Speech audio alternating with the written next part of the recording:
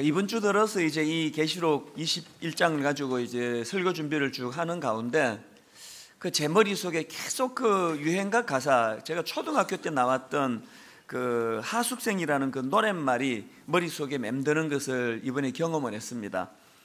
인생은 나그네 길, 어디서 왔다가 어디로 가는가. 이 한 줄이 계속 머릿속에서 이렇게 되뇌어졌는데요. 이런 내용의 노래 아닙니까? 인생은 나그네 길, 어디서 왔다가 어디로 가는가. 구름이 흘러가듯 떠돌다 가는 길에 정일랑 두지 말자, 미련일랑 두지 말자. 인생은 나그네 길, 구름이 흘러가듯 정처 없이 흘러서 간다. 계속 제가 이 노랫말이 머릿속에 맴도는데 그 노랫말을 가만히 보니까 이게 참 혼미한 인생이에요. 어디서 왔는지도 모르고 어디로 가는지도 모르고, 그래서 정을 줄 수도 없고 사랑을 나눌 수도 없고, 그래서 구름이 흘러가듯 그냥 이렇게 인생을 내맡기고 살아가는 그런 모습이 머릿속에 이렇게 떠올려지는 겁니다. 그러고 보니까 이런 식으로 인생을 방황하는 나그네 길에다가 비유하는 그런 노랫말이나 또 시라든지 이런 것들이 종종 나오는 것을 볼 수가 있습니다.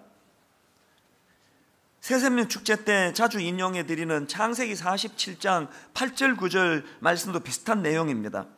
바로가 야곱에게 묻되 내 나이가 얼마냐? 야곱이 바로에게 아뢰되 내 나그네 길의 세월이 130년이니이다.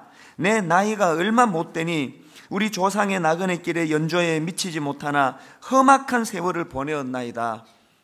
야곱의 인생을 조금이라도 아시면은 참 이런 말 할만하다, 그런 험악한 세월을 보낸 인생이 야곱 아닙니까? 그런가 하면은 왕이었던 솔로몬도 비슷한 고백을 하는데요. 전도서 1장 2절 3절에서 이런 허무가를 노래합니다. 전도자가 이르되 헛되고 헛되며 헛되고 헛되니 모든 것이 헛되도다. 해 아래에서 수고하는 모든 수고가 사람에게 무엇이 유익한가? 14절에서도 내가 해 아래에서 행하는 모든 일을 보았노라. 보라, 모두 다 헛되어 바람을 잡으려는 것이로다. 지금 솔로몬이 뭘 경고하는 겁니까? 이 땅에서의 삶만을 붙잡고 사는 인생은 그 종착점이 이렇게 허무할 수밖에 없다. 왕으로 부귀 영광을 탁 누려본 솔로몬이 이런 허무가를 지금 노래를 부르며 우리를 경고하는 것입니다. 그러고 보니까요, 지난 5월 달에 영국에서 있었던 혼미한 일인데요, 참 믿겨지지 않는데 이게 실화랍니다. 5월 달에 영국에서 이제 큰 마라톤 대회가 열렸는데요, 거기에 출전한 선수들이 5,000명이 넘는 데입니다. 엄청난 선수들이 그 마라톤 대회에 출전을 했는데, 놀랍게도요 5,000명이 넘는 선수가 출전했던 그 마라톤 대회에 완주 한 사람은 딱 한 명밖에 없다는 거예요. 이게 어떻게 된 일인가 보니까요, 1등하고 약간 격차가 있게 달려가던 2등짜리 선수가 가다가 길을 잘못 들어간 거예요. 그래서 엉뚱한 길로 달리니까 나머지 3등부터 전부 2등을 보고 따라가가지고 다 탈락했다는 거예요. 글쎄, 이 선진국 영국에서 이게 정말 믿겨지지 않은데 이게 실화라는 거예요. 그래서 제가 그 이야기를 들으면서, 우리 인생이 이거하고 좀 비슷하다. 오리지널은 없어져 버리고 누군가 앞서가니까 그냥 따라가는 거예요. 그래서 이제 삶을 마무리할 때 보니까 이 길 아니네? 그래서 인생은 어디서 왔는지 어디로 가는지도 모르는 그런 혼미한 그런 허무가를 노래하는 인생이 너무 많은 게 오늘 우리의 현실이라는 것입니다. 이런 혼미한 인생들과 또 그런 노랫말을 제가 쭉 생각하다가 보니까 너무나 확연하게 대조가 되는 한 인물이 확 부각이 되는데 바울이에요. 그에게는 인생에 이런 혼미함이 없습니다. 사도행전 20장 24절을 보십시오. 내가 달려갈 길과 주 예수께 받은 사명 곧 하나님의 은혜의 복음을 증거하는 일을 마치려 하면은 나의 생명조차 조금도 귀한 것으로 여기지 아니하노라. 이 확고하지 않습니까? 디모데후서 4장 7절에서도요, 나는 선한 싸움을 싸우고 나의 달려갈 길을 마치고 믿음을 지켰으니. 이 얼마나 확신에 찬 의존입니까? 여기에 자기 인생에 대한 주저함이란 게 없습니다. 이 바울이 앞에서 그 허무가를 부르던 그 인물들에 비해서 또 인생은 나그네 길 어디서 왔다 어디로 가는지 구름에 흘러가듯 이런 노래를 부르는 사람하고 확연히 다른 삶을 보여주는, 이게 어디서 기인하는 차이인가. 그래서 제가 이 바울을 가만히 보니까요, 바울이 이렇게 인생의 혼미함을 막는 그 비결이 있었는데 그 중에 하나가 뭐냐, 바울은 자기가 가야 될 인생의 종착점을 알고 있던 사람이에요. 난 이 길로 간다. 누가 뭐라 그래도 내가 갈 길은 이 길이고 이 길 끝에는 예수 그리스도가 서 계신다. 이 확신이 있었던 사람이 바울이에요. 더 중요한 것은 바울은 그렇게 자기 인생에 가야 될 길, 그 종착점에 주님이 서 계시는 걸 확신했을 뿐만 아니라 그 목적지를 향해 나가는 여정길에서 가이드가 있었던 인생이에요. 하나님이 자기 인생의 가이드가 되어 주셨어요. 제가 지난주에 책 한 권을 더 발간을 했는데요, 이게 참 이례적인 일이에요. 왜냐하면 이 책은요, 제가 그 2달 전에 특세 때 했던 루키서 말씀을 가지고 이거를 이제 풀어가지고 급하게 2달 만에 책을 냈습니다. 붙들어 주심, 이런 제목으로 책을 냈는데 여러분은 이 책을 사보실 필요 없어요. 이 특세 때 했던 설교니까요. 보통 제가 이제 책을 발간할 때는 이제 설교가 좀 지나고 잊혀질 때쯤 그걸 다시 정리해가지고 그것을 이제 활자로 해서 내는 그런 방식을 취하는데, 이번에는 제가 막 서둘렀습니다. 그래서 특세 마지막 날에 바로 출판사에다 제가 연락을 했습니다. 왜 그렇게 했냐 하니까요, 이번에 이 루키를 통해서 하나님이 제게 주신 은혜가 너무 커요. 그리고 또 이 루키를 통해서 이번에 우리 성도님들에게 주신 은혜가 너무 크기 때문에 그 감격이 식기 전에 이걸 빨리 내고 싶었습니다. 엘리멜렉이라고 하는 한 혼미한 인생이 인생의 궤도를 이탈해가지고 자기도 망하고 온 가족이 절망의 구렁텅이를 헤매고 있을 때, 그야말로 그 마로토노들이 엉뚱한 길로 접어들어 헤매고 있는 그런 형국에 하나님께서는 그 룻과 나오미의 인생을 불쌍히 보셔서 그를 붙들어 주셔서 다시 정상 궤도로 옮겨가는 그 말씀을 묵상하는데 얼마나 마음에 뜨거움이 있는지 몰랐습니다. 그래서 제가 이번에 그 책이 나오고 나서 그 책을 들여다보면서 마음으로 하나님께 기도가 나오는 거예요. 하나님, 내 인생 한 걸음 한 걸음 하나님의 인도하심, 그래서 하나님 저의 가이드가 되어 주셔서 내 삶에 혼미함이 없도록 도와주시고, 바울처럼 내 인생의 마지막 날 허무가를 부르며 끝내는 인생이 아니라 확신에 찬 인생, 그래서 목적지에 서 계시는 주님 만나 기뻐하는 인생 되기를 원합니다. 이게 우리 모두의 기도 제목 아니겠습니까? 사실 제가 이번에 요한계시록을 설교하기로 마음먹었던 이유도 다 여기에 있는 거예요. 자꾸 사람들이 계시록을 오해하니까 이거 무서운 책이다, 어렵다, 또 이게 저주의 책이다, 이건 너무나 오해해요. 절대 그렇지 않습니다. 요한계시록은요, 그 당시 극심한 핍박으로 절망 상태에 빠져있던 그 초대교회 성도들을 위해서 하나님께서 배려해 주신 인생 가이드북이에요. 니들이 지금 절망하고 있지만, 고통하고 있지만 이게 끝이 아니다. 이것을 니들이 끝까지 참고 견뎌냈을 때 그 인생 끝에 도래하게 될 하나님의 나라, 그 영광, 이것을 니들이 맛보게 될 것이다. 그러니 힘내라. 이 격려의 책이 요한계시록이에요. 오늘 본문 계시록 21장 6절에도 한번 보십시오. 또 내게 말씀하시되 이루었도다. 나는 알파와 오메가요, 처음과 마지막이라. 내가 생명수 샘물을 목마른 자에게 값없이 주리니. 장로님들 기도하실 때 보면은 알파와 오메가 되신 하나님, 처음과 나중이신 하나님, 뭐 이렇게 기도하시는 게 이제 여기서 따온 거예요. 그래서 우리는 알파와 오메가를 가지고 이제 해석할 때, 이제 이 알파와 오메가는요, 헬라어 알파벳 첫 자가 알파고요, 헬라어 알파벳 마지막 그 철자가 오메가예요. 이 영어로 A가 첫 알파벳이고 Z가 마지막 알파벳이지. 그래서 이제 처음과 나중이라를 이제 시작이요 끝이라는 뜻으로 그렇게 우리는 해석합니다. 그 맞는 해석이에요. 그러나 여러분, 더 깊이 들어가 보면요, 주님께서 나는 알파와 오메가를 할 때는 그 정도가 아니고 더 깊은 의미가 있습니다. 이 주님이 나는 알파와 오메가라는 이 말씀을 하실 때 그 속에 하나님의 어떤 비장함이 거기 담겨 있는 거예요. 어떤 비장합니까? 나는 시작한 일은 끝까지 책임지는 하나님이다. 나는 시작한 일은 끝까지 완성하는 하나님이다. 그러고 보니까요, 23살 내 인생이 혼미한 상태에 빠져 있을 때, 목사 아들이지만 그 이전에 하나님을 인격적으로 만난 적도 없고 그냥 교회만 왔다 갔다 했던 그런 인생이었던 저였는데, 하나님 내 인생의 밑바닥을 헤맬 때 알파로 저에게 다가오셨어요. 상상을 초월하는 은혜를 저에게 주시고, 그렇게 엘리멜렉 그 몰락한 엘리멜렉 가문에게 그렇게 주셨던 것처럼 하나님께서 저를 붙들어 주심으로 말미암아 그 알파의 하나님을 제가 경험하고요, 그 이후로 지금 30년이 지난 오늘에 이르기까지 그 하나님의 인도하심, 그 붙잡아 주시는 하나님 은혜를 누리면서 살고 있는 거예요. 그래서 제가 확신하는 게 뭐냐, 내 인생의 마지막 날 하나님께서는 오메가 하나님으로 내게 다가오심으로 내 인생의 마지막까지 인도해 주실 것이다. 이 붙들어 주시는 하나님, 그 하나님의 비장한 자기 선포가, 그게 나는 알파요 오메가라는 거예요. 오늘 여러분 과거에 알파로 찾아오신 그 하나님께서 여러분 인생의 오메가까지 인도해 주실 줄 믿으시기를 바랍니다. 이 믿음을 바울이 갖고 있었기 때문에 그는 인생은 어디서 왔다 어디로 가지? 이런 나약한 노래를 부르는 사람이 아니었다는 사실입니다. 이런 맥락에서 저는 오늘 본문을 이제 3주 동안 살펴보는 이 계시록 21장, 22장은요, 이제 계시록의 어떤 의미에서 가장 중요한 대목이에요.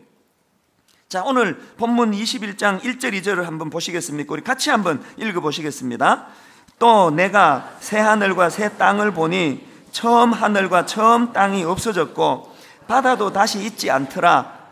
또 내가 보매 거룩한 성 새 예루살렘이 하나님께로부터 하늘에서 내려오니 그 준비한 것이 신부가 남편을 위하여 단장한 것 같더라. 여기 보면 지금 사도 요한은 몸은 밤모습에 갇혀 있습니다. 몸은 비참한 상황입니다. 그리고 초대교회 성도들이 현실은 너무나 절망적이에요. 그 악한 로마의 압제로 신음하는 상황이에요. 그런데 사도 요한이 뭘 봅니까? 장차 완성될 하나님의 교회를 상징하는 새 예루살렘을 예비해 두셨다. 장차 도래하게 될 하나님 나라, 새 하늘과 새 땅을 준비해 두셨다. 요한이 그걸 본 거예요. 신앙생활은 다른 게 아닙니다. 오늘을 살아가는 우리가 오늘의 현실만 보고 절망하고 무너지지 않도록 하나님의 배려하심, 장차 도래하게 될 하나님 나라, 니들이 이 어려운 고난과 이 연단의 과정을 다 이겨냈을 때 그때 누리게 될 하나님 나라의 영광을 너희들이 누리게 될 것이다. 그걸 당겨서 보는 게 그게 신앙이에요.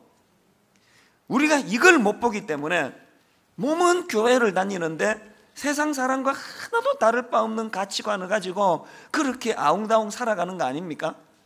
제가 이 요한 계시록 21장을 묵상을 하면서 우리가 진짜 하나님 나라를 맛보고 누리고 요한이 경험한 그 영광을 본다면은 우리 가치관 다 바뀌게 되어 있습니다. 그래서 오늘 이 부분을 한 3가지로 정리해서 우리가 누리게 될 하나님 나라의 영광을 우리가 경험하고 맛보고, 그래서 우리가 변화되어야 될 이 가치관이 어떤 것들이 있는가 한 3가지로 정리를 해봤는데요. 자, 첫째로요, 우리 초점이 이제 지금 이곳이 아니라 장차 누리게 될 그 나라에 있게 된다면 변하게 될 가치관입니다. 첫째, 야망이 아니라 거룩을 추구하는 인생이 된다는 것입니다. 2절을 보니까요, 이렇게 묘사합니다. 또 내가 보매 거룩한 성 새 예루살렘이 하나님께로부터 하늘에서 내려오니. 사도 요한이 보았던 이 새 예루살렘을 보니까 그 성을 어떻게 묘사합니까? 거룩한 성이라는 게, 거룩한 성. 이게 무엇과 대조가 되는가 하면은, 자, 계시록 18장 17절입니다. 그의 고통을 무서워하여 멀리 서서 이르되 화이또다 화이또다 큰 성 견고한 성 바벨론이여 한 시간에 내 심판이 이르렀다리로다. 지금 이 사단의 도성인 바벨론을 어떻게 묘사한다고요? 큰 성이래요. 견고한 성이래요. 여기에 반해가지고 장차 우리가 누리게 될 새 예루살렘 성은 어떤 성이라고요? 거룩한 성이래요. 그래서 여러분, 우리가요, 이게 내 신앙이 지금 어떤 상태인가, 내가 영적으로 지금 충만한가, 내가 어린애 신앙인가, 이걸 점검할 수 있는 좋은 잣대가 있는데요, 난 지금 뭘 추구하는가를 점검해 보면 알아요. 뭐 목사고 뭐 장로고 권사고 타이틀은 삐까뻔쩍 하는데요, 여전히 우리가 그냥 큰 거 추구하고 성공적인 거 추구하고 유명한 거 추구하고 그러면 우리는 어린아이예요. 솔직히 말씀드리면 부끄럽지만요, 교회를 개척하고 또 신학교 다닐 때 마찬가지예요. 교회를 개척하고 초기에 우리 교회가 막 이렇게 사람이 막 미어터지게 모여드는 것을 너무너무 기뻐했던 적이 있습니다. 정직한 저의 고백이에요. 제가 막 편법 써가지고 남의 성도를 막 적극적으로 끌어들인 적은 없지만 막 우리 교회가 커지니까 막 기쁜 거예요. 부인할 수가 없어요. 더 놀라운 건 지금도 기뻐요. 난 지금도 우리 교회가 3만 명이 되고 4만 명이 되기를 꿈꾸고 갈망하는 본능이 저 안에 있습니다. 그러나 여러분, 신앙생활은요, 정답을 아는 거예요. 정답을 알아가는 거예요. 여전히 내 본능은 분당 우리 교회가 이제 2만 명을 넘어 3만 명, 3만 명을 넘어 4만 명, 5만 명, 그런 갈망이 내 본능에 자리 잡고 있지만 정답을 알아버린 거예요. 하나님 나라는 큰 성이 아니구나, 하나님 나라는 거룩한 성이구나. 이 정답을 알면은 우리가 여러분 오늘 정답을 알았다고 내일 정답대로 사는 인생이 아니에요. 살아내려고 몸부림칠 뿐이에요. 자꾸 몸부림을 치니까 이제 제 안에서 큰 성을 원하는 마음은 자꾸 줄어들어가는 게 느껴져요.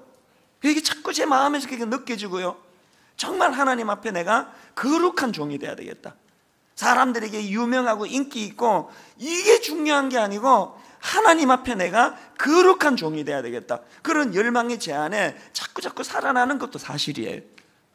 우리가 정답을 알게 되면, 그리고 그 정답을 추구하면 언젠가는 우리가 알고 깨달은 정답대로 사는 인생이 될 줄로 믿습니다.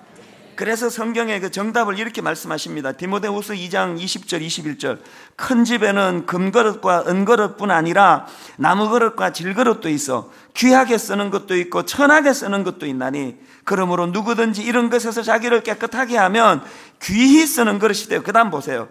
거룩하고 주인의 쓰심에 합당하며 모든 선한 일에 준비함이라. 세상 사람들은 능력 있는 사람 좋아하고요, 그릇 큰 사람을 좋아하는데 우리 하나님이 쓰시기에 합당한 사람은 깨끗한 그릇이라는 거예요. 거룩한 그릇이라는 거예요.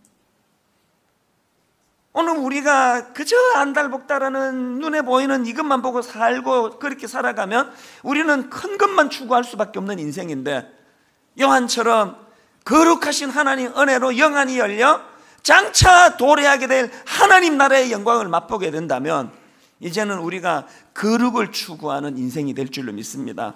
사실 이 거룩이라는 단어는요, 히브리어로 그 카도시라는 이 단어는 구별된 것, 이런 어원적 뜻을 갖고 있는 단어예요. 그래서 거룩은 뭐냐? 세상과 구별되는 게 거룩이에요.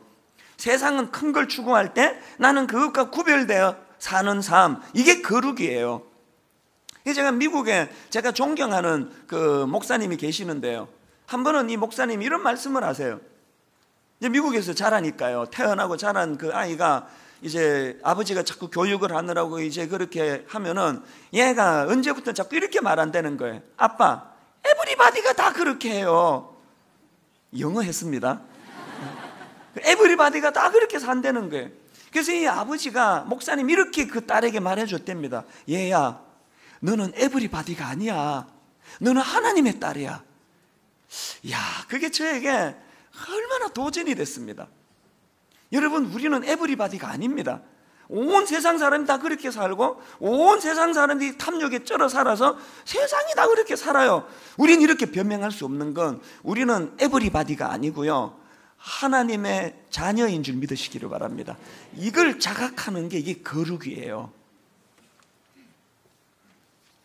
그런가 하면은 두 번째로 우리가 기억해야 되는 건요, 우리가 요한처럼 그 하나님 나라의 영광을 맛보면은 가치관이 어떻게 변하느냐?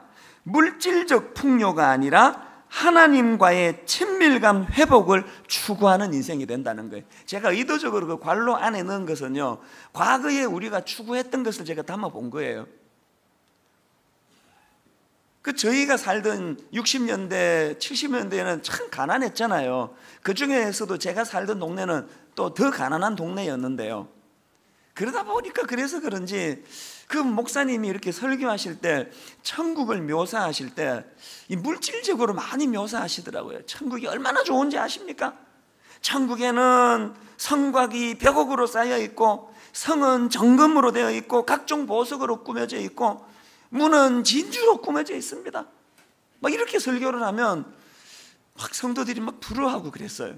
그래서 제가 생각해 보니까요, 그 목사님이 왜 이렇게 설교했을까 보니까 너무너무 가난하던 시대니까 이렇게 물질적인 풍성함으로 천국을 묘사하면 그것 바라보고 이제 믿음이 좋아져서 천국을 갈망하라고 그렇게 설교하신 것 같은데, 근데 불행하게도 그것은 여러분 천국의 전곡을 찌르는 설교가 아니에요.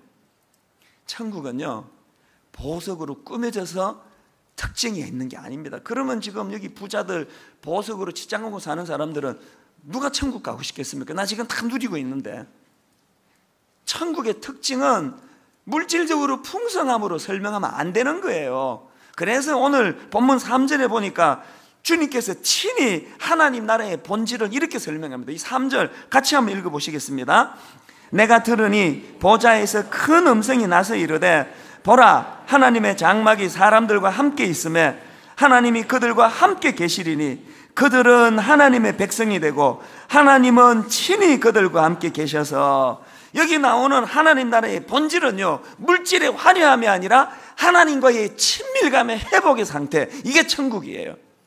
그렇기 때문에 우리가 하나님 알지 못하던 때는 물질적인 것무엇을 추구하는 인생이었다면, 이제 우리가 하나님 나라를 갈망한다면 하나님과의 친밀감을 추구해야 됩니다. 이 친밀감이라는 단어를 저는 참 좋아하는데 영어로 intimacy라는 이 단어예요. 여러분, 이 영적인 인티머시가 얼마나 중요한지 몰라요. 그런데 중요한 건 뭐냐, 이 인티머시는요 저절로 생기는 게 아니에요. 노력을 해야 습득이 되는 거예요. 예를 들어서 내가 어떤 여자랑 결혼을 했습니다. 부부가 됐어요.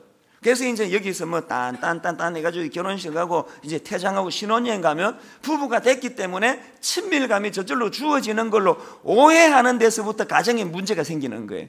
절대로 친밀감 안 생깁니다. 시간 지나면 친밀감이 더 사라져요. 꼴 보기 싫은 걸 많이 보고 살기 때문에. 그래서 이 부부간의 친밀감을 위해서는 뭘 해야 되느냐, 노력을 해야 돼요. 노력을, 뼈를 깎는 노력을 해야 돼요. 그래서 자꾸 부부간의 친밀감을 유지하려고 몸부림치는 노력이 없으면요 한 몇 년 지나고 나면 남편은 밖에 일에 빠져가지고 살고 허전한 부인은 남편한테 줘야 될 그 친밀감의 노력을 자식들한테 해가지고 온통 애만 끼고 살아가지고 지금 한국 가정은요 제가 보기에 한 70-80%는 지금 다 위기예요. 다 그냥 초인적인 인내로 그냥 버티고 사는 거지 사랑으로 사는 거 아니에요. 여기 지금 각방 쓰는 분 한두 가정이 아닐 거예요. 왜 그렇게 됐느냐, 노력을 안 해서 그래요. 노력을. 친밀감은 노력을 해야 돼요. 몸부림을 쳐야 돼요. 신앙적으로 영적으로도 마찬가지예요. 여러분이 예수님을 영접하고 구원의 확신이 생겨서 저절로 하나님과 친밀감이 생길 거라는 이 착각에서부터 영적인 문제가 생기는 거예요. 우리가 하나님과 이 친밀감을, 인티머시를 얻어내려면요 뼈를 깎는 노력을 해야 돼요. 성경 읽고 묵상하고 하나님 앞에 나와 기도로 주님과 교제하며 이 친밀감을 회복을 해야 돼요. 그런데 많은 경우 그게 없습니다. 그런가 하면은 신앙생활에서 하나님과의 친밀감을 위해서 노력할 뿐만 아니라 성도 간에, 왜 우리가 일만 성도 파송 운동을 꼭 해야 되는지 아십니까? 작은 교회, 약한 교회를 우리가 그냥 구제하려고 하는 거 아니에요. 우리 살려고 하는 거예요. 이렇게 큰 교회에서 예배 한번 딸랑 드리고 아무런 성도 간의 교제가 없는 이런 상태는 여러분 영적으로 치명적이에요. 성도 간의 친밀감이 필요해요. 하나님과의 친밀감을 위한 연습이고 훈련이에요. 그래서 저는요 매 설교할 때마다 하나님께 그렇게 기도합니다. 하나님, 제가 기왕에 설교해야 되는데 성도들을 사랑하는 마음으로 설교하기를 원합니다. 그렇잖아요. 오늘 여러분이 누가 저를 막 열받게 만들어가지고 막 짜증나게 만든다고 해가지고 제가 막 퉁명스럽게 본문 읽고는 오늘은 자습하세요, 나 설교할 기분 안 나니까 다 자습하고 가세요 각자. 그리고 내가 들어가 버릴 수가 없습니다. 아무리 여러분이 정이 안 가고요 꼴 보기 싫어도요 해야 돼요. 그게 제 역할이에요. 그러니까 하나님께 구하는 거예요. 기왕에 해야 되는데 하나님 정말 사랑하는 마음 주세요. 엿새 동안 힘든 삶을 산 우리 성도들에게 가장 유익한 말씀을 전할 수 있도록 우리 성도들을 사랑하는 마음을 주세요. 막 얼마나 구하는지 몰라요. 왜 그렇게 구할까요? 잘 안 되니까 구하는 거 아니겠습니까? 인간은 사랑스럽지 않거든요. 뭐 여러분인들 제가 사랑스럽겠습니까? 노력을 해야 되는 거예요. 우리 찬수 목사와 친밀한 관계 되기를 원합니다. 이게 우리가 구해야 되는 가장 중요한. 그래서 이제 우리 다락방 이제 내년부터 다락방 참석하기 캠페인을 벌일 텐데요. 빨리 일만성도 파송운동에 순종해서 작은교회로 빨리 가시든지, 그러면 이제 우리 9년 남았는데 이 9년 안에 이 안에서 제대로 된 신앙을 회복하시려면 성도 간의 친밀감을 노력을 해야 돼요. 서로 사랑하기 훈련, 용납하기 훈련. 그래서 이 인티머시가 구현되는 그런 교회가 되기를 바랍니다. 그런가 하면은 세 번째로, 우리가 이 하나님 나라를 꿈꾸게 된다면요, 가치관이 이렇게 바뀝니다. 인간의 위로가 아니라 성령님의 위로를 추구하는 인생이 된다는 것입니다. 4절에 보니까요, 모든 눈물을 그 눈에서 닦아주시니 다시는 사망이 없고 애통하는 것이나 곡하는 것이나 아픈 것이 다시 있지 아니하리니 처음 것들이 다 지나갔습니다. 저는 여기에서 여러분 정말 강하게 여러분에게 드리고 싶은 메시지가 있는데요, 이 땅은 위로받는 곳 아닙니다. 자꾸 위로받으려고 그러지 마세요. 사람에게 위로받으려다가 피 보는 사람이 한둘입니까? 사람은 위로의 대상이 아니에요. 위로는 이 땅에서 받는 게 아니라 도래하게 된 하나님 나라에서 받는 줄 믿으시기 바랍니다. 위로자는 우리 인간이 아니라 하나님이신 줄 믿으시기를 바라요. 그래 자꾸 사람한테 기대고 사람한테 위로받으려고 그러면요, 상처 더 받아요. 아무도 우리를 위로해 줄 사람이 없습니다. 제가 알고 있는 연예인이 한 분 계시는데 이분은 참 신실해요. 그러다가 보니까요, 그냥 모든 후배 연예인들이 어려운 일이 있으면 이분 찾아가 상담하고 대화하고 해서 제가 보니까 이게 좀 무리예요. 이게 좀 감당을 못할 것 같아요. 근데도 얼마나 신실하게 그걸 잘 감당하고 계세요. 그러니까 모든 후배 연예인들에게 어깨가 되고 있는 그런 성숙한 분이에요. 그런데 이분이 최근에 저를 찾아왔어요. 그래가지고는 앉으실 때부터 제가 보니까요, 그 영적으로 이렇게 확 잡히는 게 있잖아요. 왜 왔을까? 위로받고 싶어서 오신 거예요. 그 대화하는 중에요, 얼핏 그게 비춰지는데 마음이 아팠습니다. 뭐 이런 요지예요. 많은 후배들이 자기를 의지하고 자기를 기대고 그 일을 자기가 해나가는데 버거운 거예요. 난 누구에게 기대나? 내가 아플 때, 내가 마음이 힘들 때 누가 나를 위로해 주나? 그런 마음이 제게 느껴져서 그날 참 마음이 안 좋았어요. 제가 그분을 위해서 기도해 드렸습니다. 기도합시다. 그러고는 기도하니까 아니나 다를까 막 우시는 거예요. 그리고는 크리넥스를 뽑더니 눈물을 다 닦으시더니 기도 딱 끝나고는요, 제가 깜짝 놀랐던 게 싹 원래로 돌아갔어요. 언제 힘들었냐는 듯이. 그러고는 생글생글 웃으시면서 그렇게 하고 가셨어요. 그럼 메일이 왔는데 여느 때나 똑같이 그렇게 후배들을 섬기고 또 여러 가지 연예인들이 하는 좋은 일들을 하는 일을 그렇게 하고 계시더라고요. 그래서 제가 그날 깨달은 게 뭐냐면요, 위로는 하나님께 받는 거구나. 인간에게 위로받으려고 그러지 마세요. 아무 위로자가 이 세상에는 없습니다.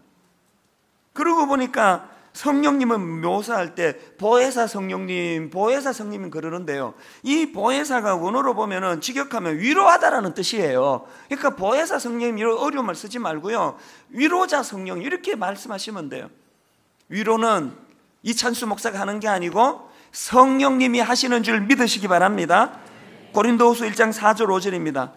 우리의 모든 환난 중에서 우리를 위로하사 우리로 하여금 하나님께 받는 위로로서 모든 환난 중에 있는 자들을 능히 위로하게 하시는 이시로다.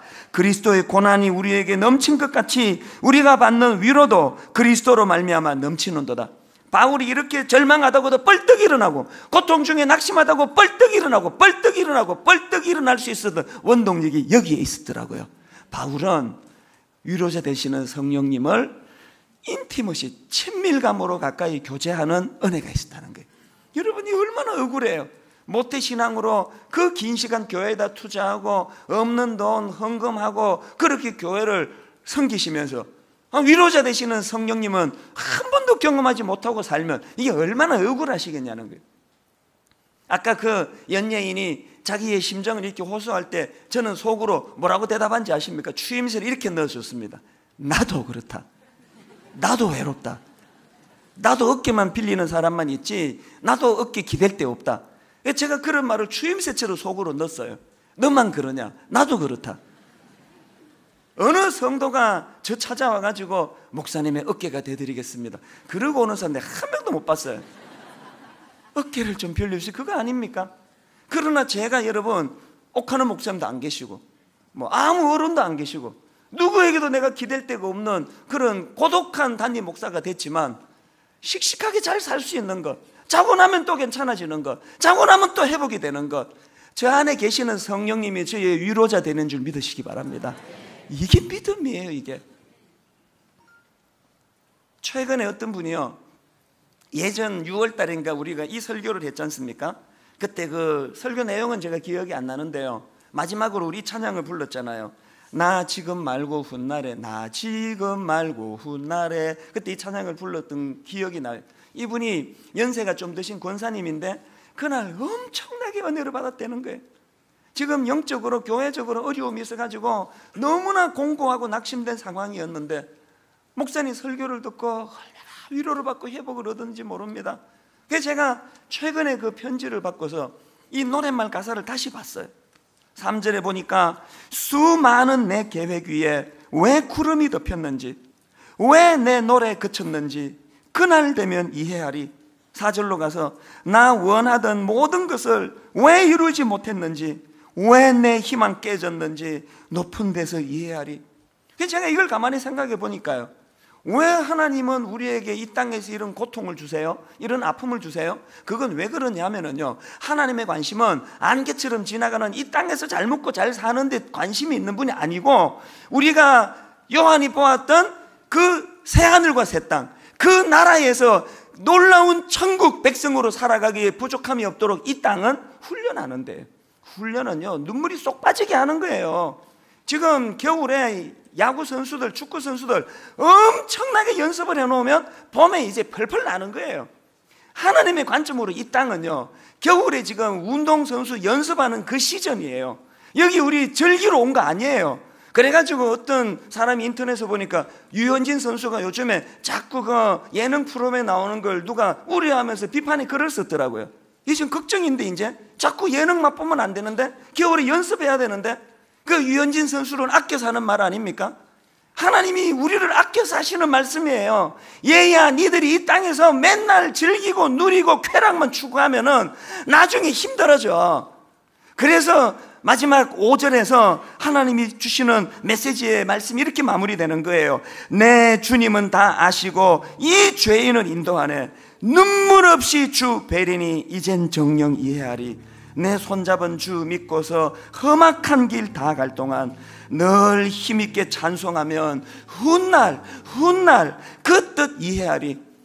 제게 편 주신 그 권사님처럼 눈물의 훈련 연단의 과정에 계시는 분, 이제 여러분 조금만 더 견디시면 돼요. 잘해 오셨어요. 오늘 여러분의 이 눈물의 수고가 장차 도래하게 될 하나님 나라에서 눈물 없이 주님을 내가 다시 만날 것입니다. 이 소망의 자리로 들어가게 될 줄 믿으시기를 바랍니다. 오늘 여러분 이 소망을 가지고 이 찬양 같이 한번 불러보기 원하는데요, 나 지금 말고 훗날에, 나 지금 말고 훗날에 더 좋은 그 나라에서 이 눈물의 뜻을 알고 또 그 말씀 이해하리. 이 가사가 그대로 구현되는 그런 저와 여러분의 삶 되시기를 바랍니다. 가사를 생각하며 같이 찬양하시겠습니다. 나 지금 말고 훗날에, 나 지금 말고 훗날에 더 좋은 그 나라에서, 더 좋은 그 나라에서 이 눈물의 뜻을 알고 눈물의 뜻을 알고 또 그 말씀 이해하리. 그 말씀 여러분 영안을 열고 이 모습을 상상해 보세요. 내 손잡은 주 믿고서 험악한 길 다 갈 동안 늘 힘있게 찬송하며 여러분 장차 노래하게 될 그날 훗날 그 뜻 이해하리. 이곳에서 못다하니 그곳에서 끝마치고 저 하늘의 비밀 풀며 그때 모두 이해하리. 여러분 사도 요한처럼 영안을 열고 내 손잡은 주 믿고서 비록 험한 이 땅길 살아가지만 험악한 길 다 갈 동안 늘 힘있게 찬송하며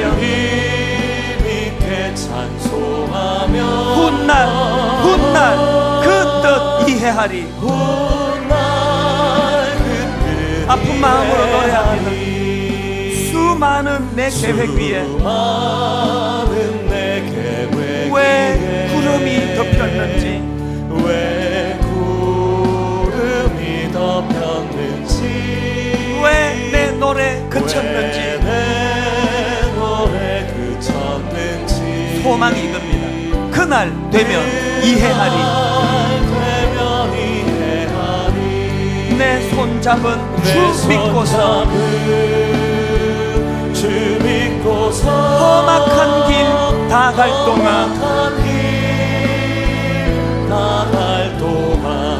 늘 힘있게 찬송하며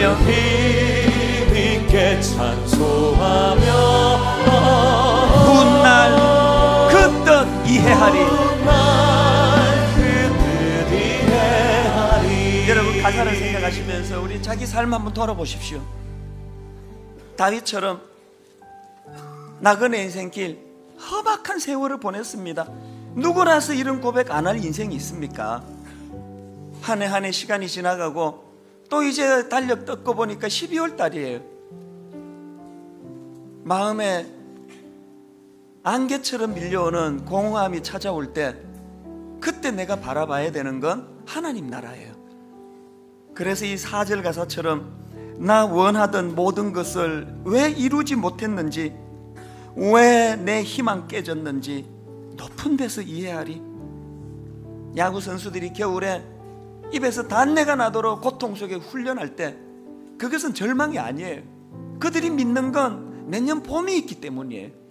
하나님, 내가 나그네 인생길, 주님은 내가 이 땅에서 잘 먹고 잘 사는 게 초점이 아니고 하나님 나라 영광된 그곳에서 하나님의 자녀로 훈련받은 성숙을 원하신다면 잘 견뎌내어 눈물로 훈련의 겨울을 보내고 희망의 새봄을 맞이하는 선수들처럼 내 인생이 그리 되기 원합니다. 우리 4절 5절 찬양하실 때 이 시간, 바로 이 시간 성령님께서 친히 위로자 되시는 성령님, 많이 힘들었구나, 위로해 주시는 은혜가 있기를 원합니다. 가사를 생각하시면서 4절 찬양합니다. 나 원하던 모든 것을 왜 이루지 못했는지, 나 원하던 모든 것을 아픈 마음으로 찬양합니다. 왜 이루지 못했는지, 왜 내 희망 깨졌는지, 지금은 알 수 없고 이해할 수 없지만 훗날 높은 데서 이해하리. 내 손잡은 주 믿고서 험악한 길 다 갈 동안 늘 힘있게 찬송하며, 여러분 우리 가진 믿음의 이 확신, 훗날 그 뜻 이해하리. 5절에 주님의 마음이 다 녹아 있습니다. 내 주님은 다 아시고 이 죄인을 인도하네. 연단의 모든 과정을 다 마친 후 눈물 없이 주 베리니, 이젠 정녕 이해하리. 내 손 잡은 주 믿고서 험악한 길 다 갈 동안 믿음을 가지고 늘 힘있게 찬송하며 훗날 그 뜻 이해하리. 우리 말씀 생각하면 함께 같이 기도합니다. 주님, 내 눈물을 보시고 계십니다. 내 눈물 닦아주시기 원합니다. 아멘. 주님, 언제 눈물 없이 주님 뵙는 날 기대하고 갈망합니다. 아멘. 은혜를 사모합니다. 아멘. 같이 기도하시겠습니다. 주여, 살아계신 하나님 아버지, 오늘 우리가 흘리는 이 눈물 한 방울, 이 연단 가운데 찾아오는 고통과 왜 내 꿈이 이루어지지 않았는지, 왜 내 마음에 이 상한 마음이 찾아왔는지, 하나님 아버지, 어려운 가운데 훈련하며 연단하며 결국은 주님이 기뻐하시는 성숙을 향하여 나아가기를 원하시는 하나님 바라봅니다.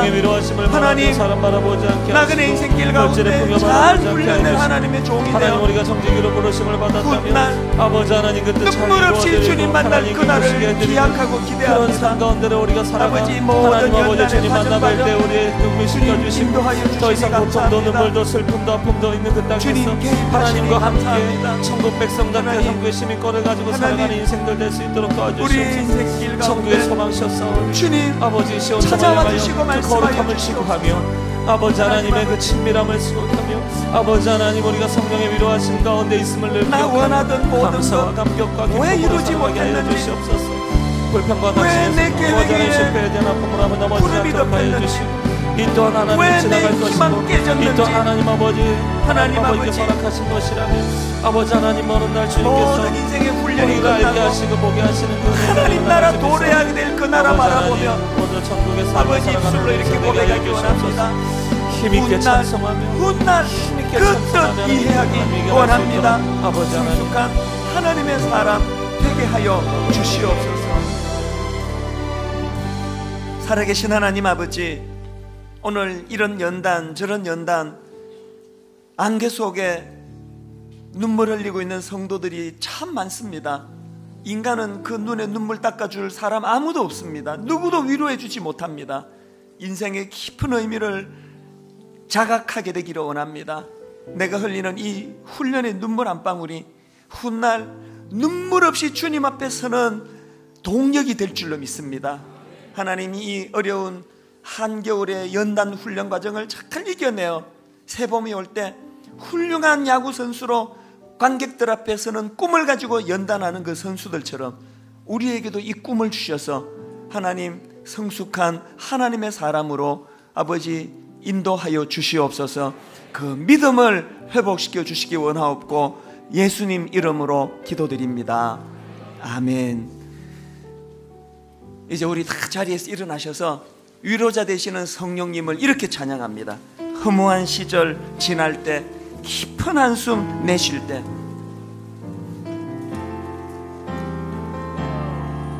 성령님을 마음으로 갈망하시며 찬양합니다. 허무한 시절 지날 때, 허무한 시절 지날 때, 깊은 한숨 내쉴 때, 깊은 한숨 내쉴 그런 때, 풍경 보시며 그런 풍경 탄식하는 분 있네. 탄식하는 분 있네. 고와 같이 너희를 버려두지 않으리.